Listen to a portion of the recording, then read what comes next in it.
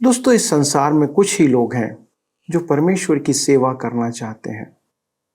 परंतु इस बात को याद रखिए, परमेश्वर की सेवा करना आसान काम नहीं है। इसमें हमारे जीवन में दुख, तकलीफ, कठिनाई, परेशानी, विपत्ति सब कुछ आती है।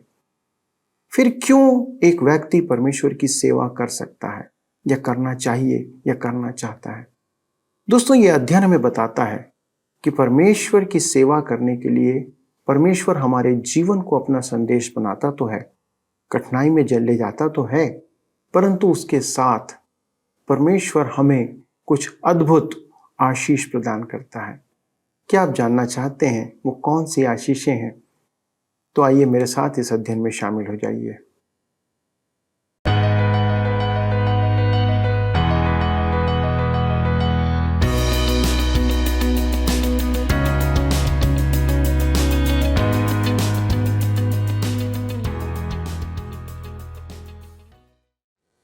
प्रिय मित्रों, नमस्कार। आशा करता हूं कि आप स्वस्थ और सुरक्षित हैं तथा परमेश्वर के वचन का अध्ययन करने के लिए तैयार हैं। यदि आपके पास कोई प्रार्थना निवेदन है तो निश्चित हमें बताएं, क्योंकि हम आपके लिए प्रार्थना करने के लिए सर्वदा तैयार रहते हैं। आप इस समय सत्यवचन बाइबल अध्ययन में शामिल हैं, जिसमें हम यहेजकेल की भविष्यवाणी पर मनन कर रहे हैं और मैं आपका इस प्रसारण में स्वागत करता हूं। दोस्तों, परमेश्वर यहेजकेल के संपूर्ण जीवन को अपने वचन और संदेश के लिए उपयोग करता है। आप आज देखेंगे कि परमेश्वर सिर्फ अपने संदेश को देने के लिए उसे कठिन कार्य करने का आदेश देता है, यहाँ तक कि उसे वह कार्य करना पड़ता है जो उसके लिए अनहोना था। यहेजकेल का पूरा जीवन ही दोस्तों परमेश्वर का संदेश बना दिया जाता है। परमेश्वर की सेवा ऐसी ही है। यदि आप परमेश्वर के लिए इस्तेमाल होने को तैयार हैं तो आपको अनेक कठिन समयों से गुजरना पड़ेगा। इसका एक कारण यह है कि यह संसार हमारा नहीं है। हम इस संसार में परदेशी और यात्री के समान हैं। एक विश्वासी के लिए परमेश्वर के साथ रहकर काम करने से उत्तम कोई और सेवा नहीं हो सकती। पर हमें यह भी मानकर चलना है कि हमें दुख, क्लेश, समस्या और कठिनाइयों का सामना करना पड़ेगा, जो केवल कुछ दिनों का है, और उसके बाद हमारे लिए परमेश्वर के राज्य में आनंद और आदर का मुकुट रखा हुआ है। तो चलिए दोस्तों, हम इस भावनात्मक भाव को देखते हैं और अपने अध्ययन में आगे बढ़ते हैं। मित्रों, आइए आज हम अपने अध्ययन में आगे बढ़ते हुए यहेजकेल की पुस्तक 3 अध्याय उसके 24 पद से अपने अध्ययन को आगे बढ़ाएं।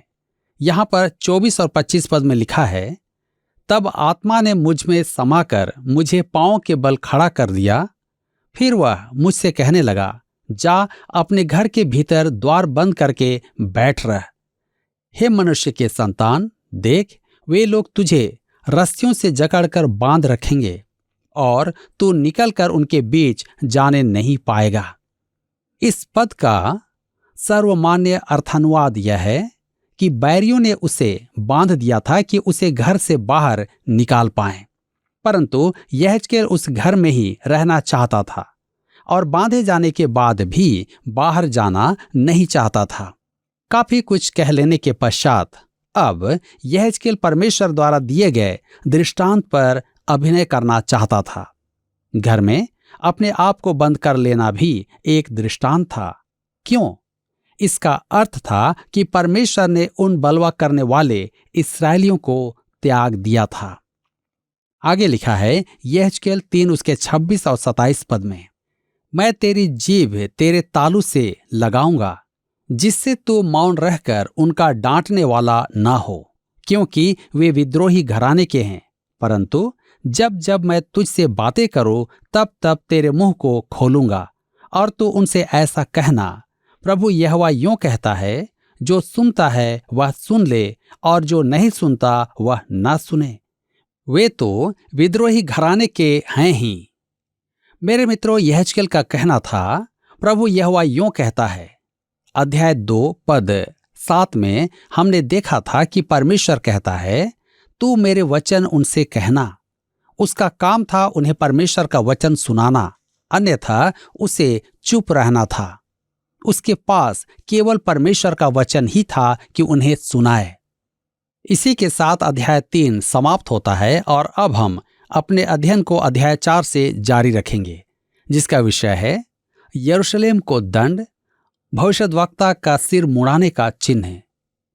अध्याय 4 और 5 में यहेजकेल कुछ चिन्ह प्रकट करता है और दृष्टांतों पर अभिनय भी करता है। अभी तक यरूशलेम नष्ट नहीं किया गया था और झूठे भविष्यद्वक्ता शांति की बात ही कह रहे थे।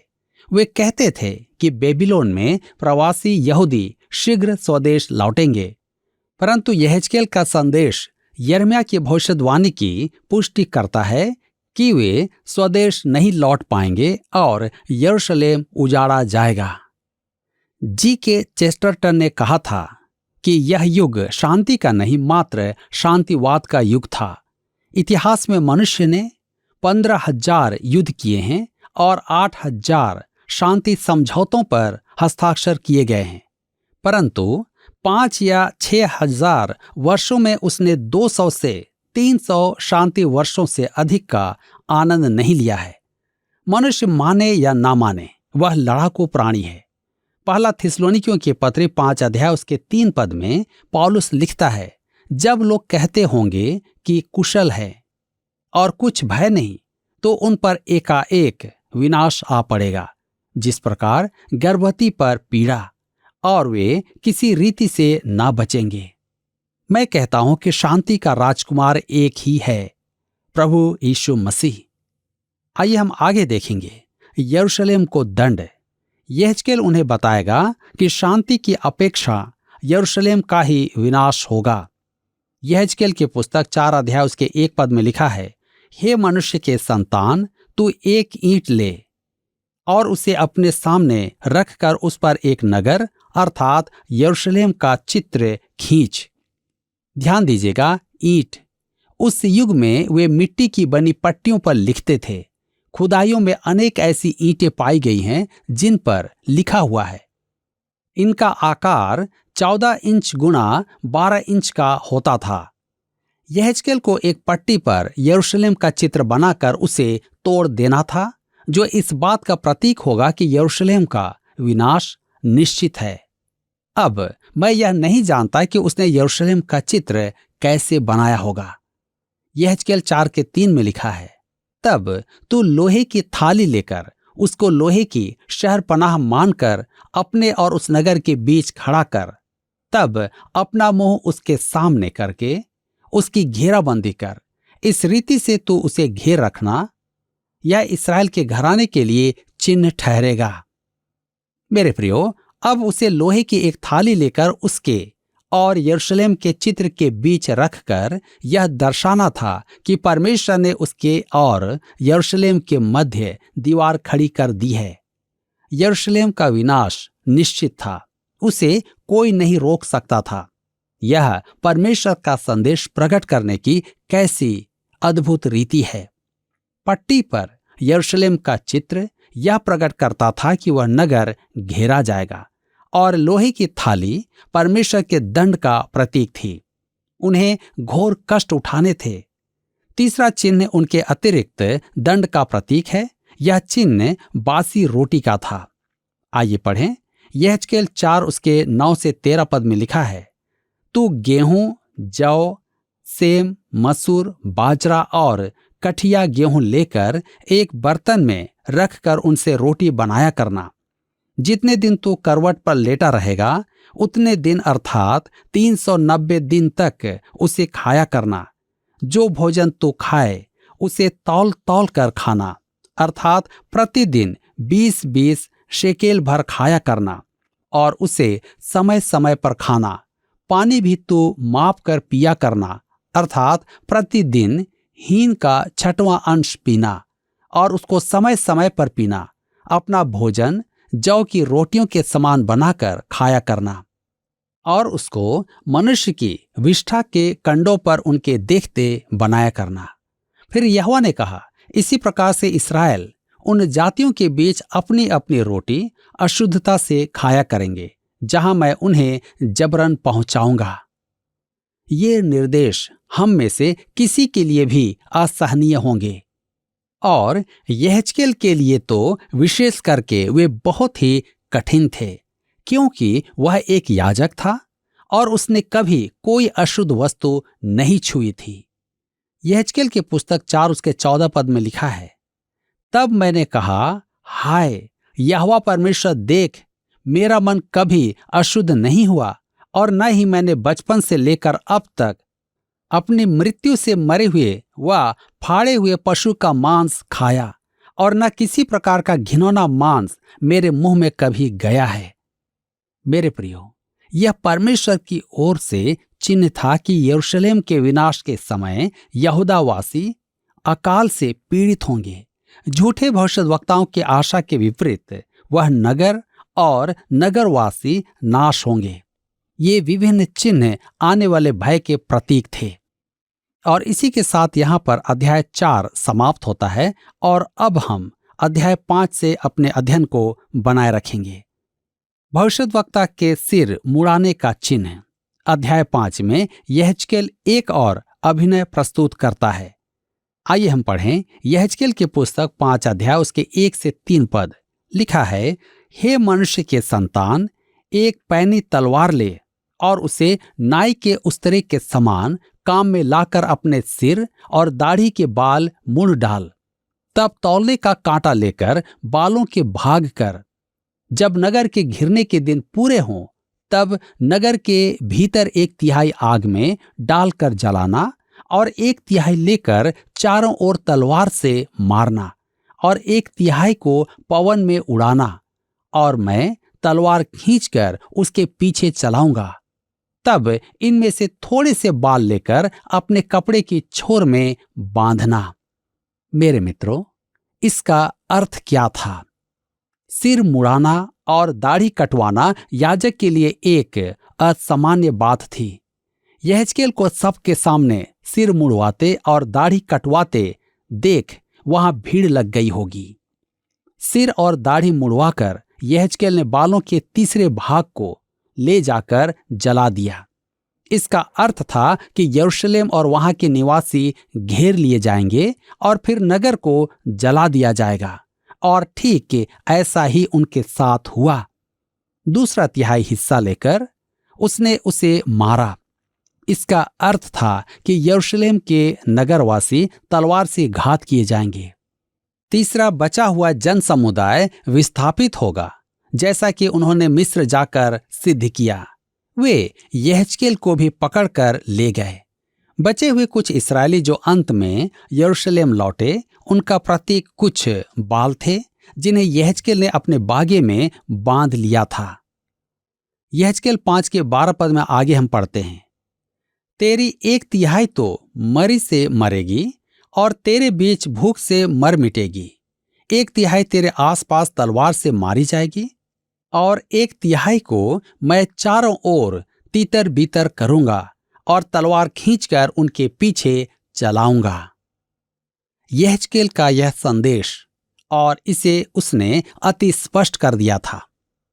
यहेजकेल 5 के 17 में आगे लिखा है, मैं तुम्हारे बीच महंगी और दुष्ट जंतु भेजूंगा जो तुम्हें निसंतान करेंगे, और मरी और खून तुम्हारे बीच चलते रहेंगे, और मैं तुम पर तलवार चलवाऊंगा। मुझ यहोवा ने यह कहा है। मेरे मित्रों, यहेजकेल की चेतावनी पर उन्होंने ध्यान नहीं दिया। यरूशलेम का विनाश और यहूदा वासियों का कष्ट हमारे लिए चेतावनी होना चाहिए कि परमेश्वर दंड देता है, परंतु हम इससे बहुत दूर हैं। और सच तो यह है कि बहुत ही कम विश्वासी परमेश्वर के वचन का ज्ञान रखते हैं। मसीही विश्वासियों में सबसे बड़ा पाप परमेश्वर के वचन को अनदेखा करना है।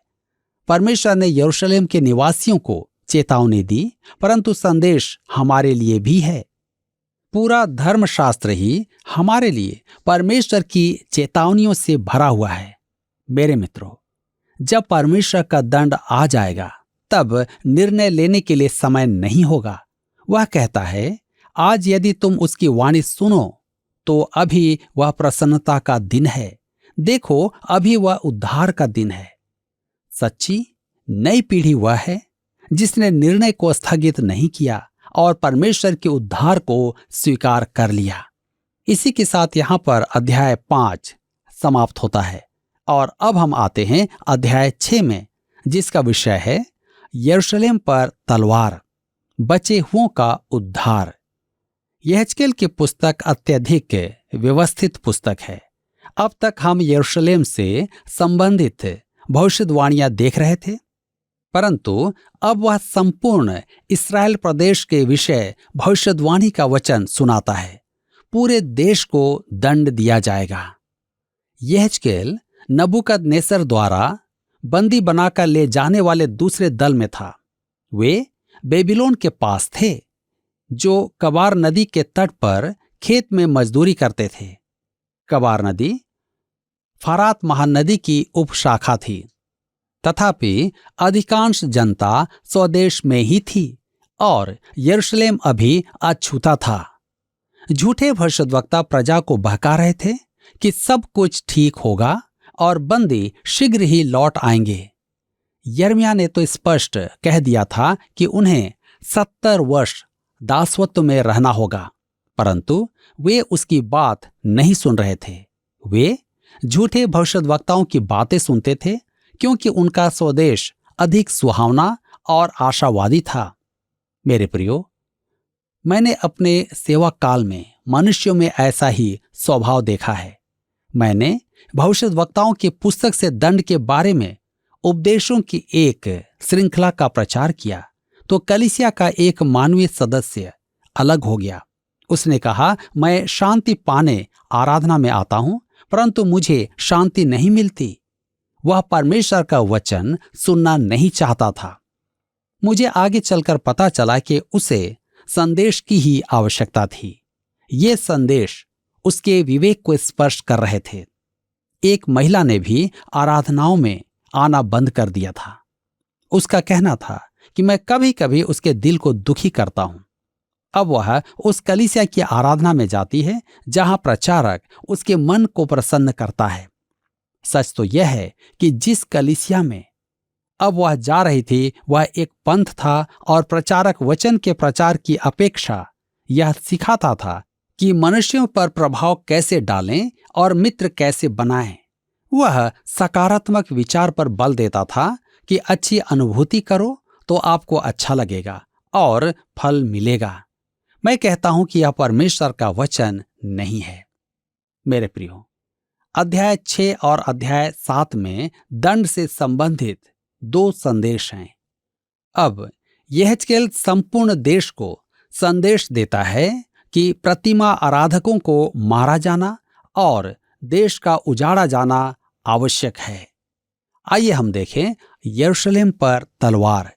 यहेजकेल की पुस्तक 6 अध्याय के 1 पद में लिखा है, फिर यहोवा का यह वचन मेरे पास पहुंचा। इस पद से 2 में से पहला संदेश आरंभ होता है। अध्याय 7 में दूसरा संदेश है जो इसी प्रकार आरंभ होता है। 7 अध्याय के 1 पद में फिर यहोवा का यह वचन मेरे पास पहुंचा। वे यहेजकेल की बात पर विश्वास नहीं करते थे, परंतु यहेजकेल कहने से नहीं चूकता था। मैं तुम्हें न तो अपने विचार सुना रहा हूं, न ही तुम्हें अपनी आशा की हुई बातें सुना रहा हूं कि मैं चाहता हूं कि ऐसा हो। मैं तुम्हें यहोवा परमेश्वर का वचन सुना रहा हूं। मेरे प्रियो, यहां ध्यान देने योग्य एक बात और है जो दोनों संदेशों के अंत में है, और वह यह है कि तुम लोग जान लोगे कि मैं यहोवा हूं। परमेश्वर ने उन्हें दंड दिया कि वे जान लें कि यहोवा ही प्रभु है। परमेश्वर के दंड का एक उद्देश्य यह भी होता है कि हम जानें कि परमेश्वर पवित्र है। जी हां, इस संसार को यह बोध होना आवश्यक है कि परमेश्वर पवित्र है। हम बहुत बल देकर कहते हैं कि परमेश्वर प्रेम है। हमें सिक्के का दूसरा पहलू भी देखना चाहिए। यदि आप उसकी आज्ञा ना माने, उससे फिर जाएं, उसका इनकार करें और उसके उद्धार को तुच्छ जानें, तो एक ही विकल्प रह जाता है, दंड। मनुष्य आज बहाना बनाता है। वे स्वीकार करना नहीं चाहते कि परमेश्वर है। वे परमेश्वर को जगत से वियुक्त करके कहते हैं कि परमेश्वर है ही नहीं। एक अति बुद्धिमान पासबान ने परमेश्वर के न होने को सिद्ध करने का प्रयास किया। उसका वाद इस बात पर आधारित था कि इब्रानी धर्मशास्त्र का परमेश्वर उसकी चुनी हुई प्रजा का विश्वास योग्य रक्षक है, परंतु लगभग 60 लाख यहूदी नाजियों के हाथों मारे गए थे। उसने लिखा, आज वाचा के परमेश्वर पर विश्वास करने के लिए आपको देखना होगा कि उनके सृजनहार इस्राएल का परमेश्वर ने एडोल्फ हिटलर को अपने क्रोध की लाठी बनाया और अपनी प्रजा को मृत्यु के शिविरों में डलवाया। मैं इस बात पर विश्वास करने में पूर्ण रूपेण असमर्थ हूं। यहां तक कि अस्तित्ववादी के विश्वास का कदम भी ऑशविट्ज के बाद इस मृतक परमेश्वर को पुनर्जीवित नहीं कर सकता। यह युवा रब्बी परमेश्वर की मृत्यु को एक सांस्कृतिक घटना कहता है। उत्कंठा और दुख के साथ वह कहता है कि परमेश्वर नहीं है, क्योंकि वाचा का परमेश्वर इस्राएल की रक्षा करेगा और उसे किसी प्रकार की हानि न होने देगा। क्या मैं आपसे कह सकता हूं कि उसने एक बात पर ध्यान नहीं दिया जिस पर यहेजकेल ने ध्यान दिया कि इस्राएल की कोई न कोई तो ऐसी चूक रही होगी जिसके कारण उन्हें दंड मिला। उन्होंने परमेश्वर से मुंह मोड़कर उसका इनकार किया था। जी हां, उन्हें विशेष सौभाग्य प्राप्त था और उस सौभाग्य के निमित्त उन पर एक उत्तरदायित्व था जिसकी पूर्ति करने में वे चूक गए थे। यहेजकेल कहता है कि परमेश्वर उन्हें दंड दे रहा है कि वे जाने परमेश्वर पवित्र है, उसका दंड निश्चय ही भयानक है। दूसरा कुरिन्थियों के पत्र 5 अध्याय के 11 पद में पौलुस कहता है, इसलिए प्रभु का भय मानकर हम लोगों को समझाते हैं। यहेजकेल को परमेश्वर की पवित्रता का बोध आरंभ ही में हो गया था, इसलिए उसने मनुष्यों को समझाने की सेवा में स्वयं को अर्पित कर दिया था। मेरे प्रियो, यह क्या ही महान बात है कि एक व्यक्ति मनुष्यों की सेवा के लिए अपने आप को अर्पित कर दिया। आज हम सब के लिए भी एक चुनौती है कि हम भी अपने जीवन को एक दूसरे की सेवा के लिए, एक दूसरे को समझाने के लिए परमेश्वर की निकटता में आएं, ताकि हम सब परमेश्वर के उस दंड से बचाए जाएं। परमेश्वर आप सबको आज के इस अध्ययन के द्वारा आशीष दे। मित्रों, हमने आज देखा कि परमेश्वर यहेजकेल के मुख को बंद करता है और उसके बालों को मुड़वा देता है, उसे सीमित भोजन खाने को देता है और बहुत ही कठिन परिस्थितियों में रखता है। आप देख सकते हैं कि यहेजकेल उससे विचलित नहीं होता है, पर सहर्ष उस कार्य को करता है। दोस्तों, यहेजकेल का जीवन परमेश्वर का संदेश बनाया गया था। लोग उसे और उसके कार्य को देखकर परमेश्वर के संदेश को प्राप्त कर रहे थे। यह और बात है कि उन्होंने उस पर विश्वास नहीं किया। मित्रों, यदि परमेश्वर हमें अपनी सेवा में ऐसे उपयोग करे तो हमारे लिए इससे अद्भुत सौभाग्य की बात नहीं है। हमारा जीवन, हमारे कार्य, हमारी बातें, सब कुछ परमेश्वर का संदेश प्रचारित करना चाहिए। क्या आपके जीवन को देखकर आपके आसपास के लोग परमेश्वर को जान पाते हैं या पहचान पाते हैं? क्या आपके वचनों में परमेश्वर के प्रेम का संदेश झलकता है? क्या आपका चाल चलन परमेश्वर के वचन के अनुकूल दिखाई देता है? यह बहुत बड़ी विडंबना है कि बहुत से विश्वासियों का जीवन ऐसा ना हो के उसके विपरीत प्रदर्शन करता है। मित्रों, परमेश्वर संदेश किसी भी तरीके से क्यों न दे, पर पूरी बाइबल का संदेश यही है कि परमेश्वर प्रेमी है और परमेश्वर न्यायी है। आज अनुग्रह के समय में उसका प्रेम उद्धार के मार्ग को खुला रखे हुए है, पर एक दिन जब यह अनुग्रह का समय समाप्त हो जाएगा, तब उसके न्याय और दंड का समय आएगा और उसका आरंभ होगा। आज हमारे लिए और संसार के लिए समय है कि हम परमेश्वर से मेल मिलाप कर उसकी निकटता में आ जाएं। आइए दोस्तों, प्रार्थना करें। स्वर्गीय परमेश्वर पिता, हम धन्यवाद देते हैं कि आपने संसार से मेल मिलाप किया है। आप हमसे प्रेम रखते हैं और प्रभु, हमारी यही विनती है कि आपका प्रेम आप सारे मनुष्यों पर प्रकट करें। हमारे लोगों के लिए, हमारे देश के लिए, हमारे अधिकारियों के लिए, हमारे नेताओं के लिए हम विनती करते प्रभु, आपका अनुग्रह हमारे देश पर बना रहे और होने दे पिता कि हमारा देश सभी समय सभी बातों में तरक्की और उन्नति करता चला जाए। और होने दे पिता परमेश्वर कि हमारे जितने भी अधिकारी और नेतागण हैं वे सही निर्णय लेते हुए आपकी महिमा के लिए लोगों की उन्नति और तरक्की का कारण बनते हुए प्रभु इस देश को आगे बढ़ाते हुए चलते चले जाएं। पिता धन्यवाद देते हैं कि आप हमारी प्रार्थना को सुनते हैं और उसका उत्तर हमें देते हैं। इसी बात के साथ हम धन्यवाद के साथ इस विनती को प्रभु यीशु क्रिस्त के नाम से मांगते हैं, आमीन। प्रिय मित्रों, आपकी उपस्थिति के लिए धन्यवाद। अगले प्रसारण में इस अध्ययन को आगे बढ़ाएंगे। आपकी उपस्थिति हमें सदा आनंदित करती है, इस बात को आप याद रखिएगा। आपके फ़ोन, SMS और पत्र का हमें इंतज़ार है, जो प्रकट करता है कि आप हमारे साथ जुड़े हुए हैं। अगले प्रसारण तक परमेश्वर के साथ बने रहें, प्रार्थना करते रहें और उसकी महिमा करते रहें। प्रभु आपको आशीष दे। आइए अब हम प्रश्न को देखें। पिछले प्रश्न का उत्तर है ए, 7 वर्ष। यहेजकेल की भविष्यवाणी के पश्चात तथा इस दल के बंधुआई में जाने के 7 वर्ष बाद यरूशलेम और परमेश्वर का मंदिर ध्वंस किया गया था।